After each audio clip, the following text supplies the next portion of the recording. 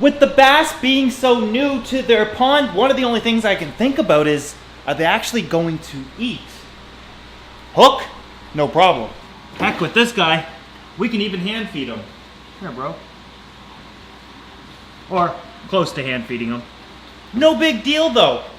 It's an Oscar. He's gonna eat pretty much whatever I give him. However, with big fish, and when you get a big fish and you start out with him, they typically take a tremendous amount longer time period to acclimate to their surroundings before they'll start eating. Then you have to make sure that they'll even accept the food that you're offering them because they might be accustomed or used to something different. I guess it just takes some patience, but we lucked out here. So bringing in a big fish can be tricky to get them eat, but what about if they're a wild caught big fish? That becomes even more complicated. See, a wild caught fish isn't used to pellets and flakes or chopped up fresh foods. They're used to eating other fish or crustaceans or plants or whatever the case might be. And in terms of predators, they're typically used to eating other fish. Like my wild caught black lionfish, saltwater fish, but notorious for being fish that really prefer live foods. Now, I've covered the dangers of feeding some types of live foods in the past. If you haven't seen that, I highly suggest you watch it. But nonetheless, we got this guy eating from our hands as well. So individual big wild-caught fish tend to be some of the most difficult to start eating a prepared diet, and most people go directly to feeding them live foods. Where in my opinion, if you just give them what they need, besides food, just starve them for a little while, 2-3 days, sometimes a week or two for the bigger fish, they'll eat whatever you offer them. For example, these little baby peacock bass, they'll eat pretty much anything I offer, but at first they wouldn't. You would have to feed them feeders of some sort, small shrimp, etc.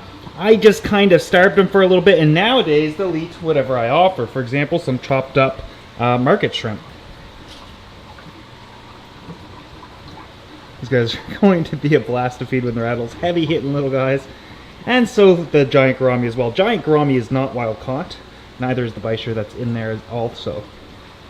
It also helps to have more than one. More than one, they create sort of this, attacking mentality like these exodons where they encourage each other to eat. I find that really helps out with freshwater stingrays, for example, which we're going to drop down a bunch of food here in a moment. Now, for example, if I only had a couple of these guys, the odds of getting them eating right away might be pretty slim, but having a few definitely encourages the others to eat. And I think that has lots to do with like the competition factor, where everybody wants to make sure they eat, they see the others eating, it's safe. You get the idea. These guys are the type of fish that eat like that typically when you get a bunch of them, but having that many certainly increased my success and odds of getting them to eat in the first place. Isn't it awesome? One of my favorite tanks to feed, next to the pond, if we could ever get them to eat. I realized that I also just made it sound like all my fish out here are like wild caught, where 90% of them are captive raised and bred. One of the keys of success with keeping Asian arowana and freshwater stingrays, sorry the lights are off right now, I like to keep them on a cycle.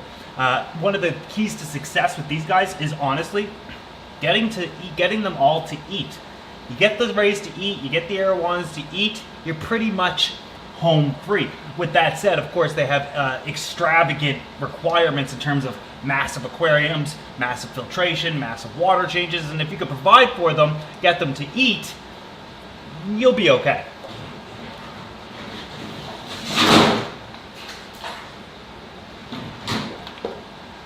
I actually had an arowana one time. It was an Asian arowana. Couldn't get him to eat no matter what I did. The only thing that would work was I had to pretend I was feeding him live food. So I took a piece of shrimp, kind of like this little piece here, tied it to a sewing string, and put it in the aquarium, kind of fished it through the water like it was a live fish. Got him eating once again. For these guys, they haven't eaten for 2 or 3 days. They were looking a little skinny, which indicates to me with the collector they didn't feed them, and then at the wholesaler they didn't feed. During transportation they clearly didn't eat, so they might not have been eating for a couple of weeks, which sounds cruel, but totally fine for these guys. They're big enough to withstand it. But they've been with me for a couple of days now. I'm gonna try to feed them. So these guys are still acclimating to their tank and their surroundings. And if I remove the covers, they get a little skittish. I've tried dropping in food, and with removing, they'll ignore it. So what I wanna do is kind of sneak the food in there, just lift the cover up a little bit, and drop it in their general location.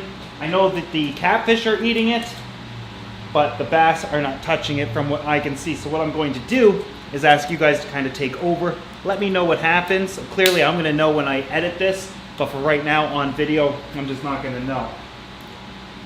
So we're gonna drop a GoPro in there. You guys can tell me what's going on. Okay, that's rolling. I think what I might do is try to drop it down in the center area somewhere, just so they see it falling. And it is kind of, it's a full shrimp cut in half down its back. So it is kind of the shape of a shrimp. The camera is rolling. I'll put a bit of water in here before I throw it. Before I throw the container in here. Otherwise, I find shrimp just gets slimy and sticky. But we're gonna see if we can get it go over in that general area. Ready? Now that slapping hitting the water is typically what will entice them to eat. I also made sure that by mixing this up, I'm going to close this. Now usually this sort of thing can take weeks, if not longer, to get them eating, any big fish eating, but what I wanted to do here was make sure they at least taste it and know it's food. It's a foreign taste to this aquarium, so they should be able to recognize it as food. However, I just need one of them to start eating. Yeah, they look to be all piled up in this corner here. They're not reacting to that food at all. I wonder what would happen if we kind of move them around, get them out of the corner instead of just laying there like a bunch of fools.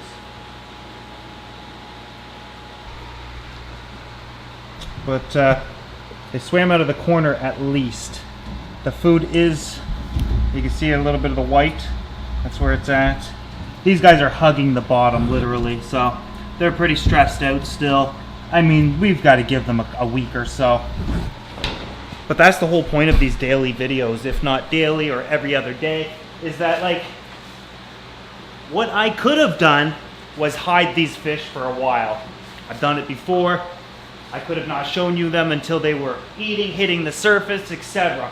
I could have been like, guys, look at these great fish. I just got them. Watch me feed them. They're awesome. I got them eating. I'm a superstar. That's not what happens in the hobby all of the time. What happens is sometimes you can get big fish and they don't even live past the shipment. They might die on the way to you, or the shipment could have been too much for them. It could have been too much of ammonia buildup, too much stress, and they die a couple of days later. It's not necessarily your fault. There's not a whole lot you could do at that point. Or stuff like this happens where they made it through the shipment, they've acclimated to the tank pretty much the best they can, but they're not eating yet. But it's only been a couple of days, and this is when hobbyists start stressing, like, I just got these new fish and they're not eating. What's the problem? What can I do? Let them chill out, get acclimated to the aquarium. It can take days, if not sometimes weeks, depending on the size of the fish, of course. You don't want a little tetra not eating for weeks. It's going to die. But we can try with enticing them with different foods. For a lot of smaller fish, I'll go with frozen foods, typically my go-to. Not a lot of fish won't eat frozen bloodworms or other types of frozen foods. It's like dessert to them. They love it. But you do, once you get them nice and fat, you want to get them off of that. You don't want them to have bloodworms, for example, as their exclusive diet. Eventually it'll cause constipation. Fish can't actually digest the skin of a bloodworm. Kind of like eating corn. What corn is to humans, bloodworms are to fish, if you know what I mean. Tank's temperature is running at about 25 degrees Celsius right now. I might also just bump it up to maybe 28. Increase their metabolism, get them a little bit more active. Anyways, we can call this attempt one. I've never actually documented any of this on camera before. I always show you the end result, but I kind of wanted to bring you through the entire process with these guys. Whether they eat or not, I always start with dropping some food in the tank, usually as soon as I get them, see if they'll eat. If they don't, like he didn't, I'll wait a couple of days, try it again. If they still don't accept it, I'll bump the temperature up a little bit, monitor them closely, and continue to drop more food in. And of course, I only leave the food in there for a couple of hours because then it's going to start to rot. I'll have to remove it. And with predators like these guys, if they're still not eating, I will move to tying the food and pretending it's a live fish. And of course, last resort. The fish is emaciated, it's dying. You can feed it live fish, but it's probably safer to net the fish and force feed it. I've had to do that before. I know a lot of people will say that's not natural, etc., etc. Okay, I'll let him die if it's not natural and feed him some feeder fish, which will probably kill him anyways with the internal parasites and lack of nutrition, etc. I made a video on that too. Hope you guys enjoyed today's video. Why are you letting me rant and get mad? I'll see you tomorrow.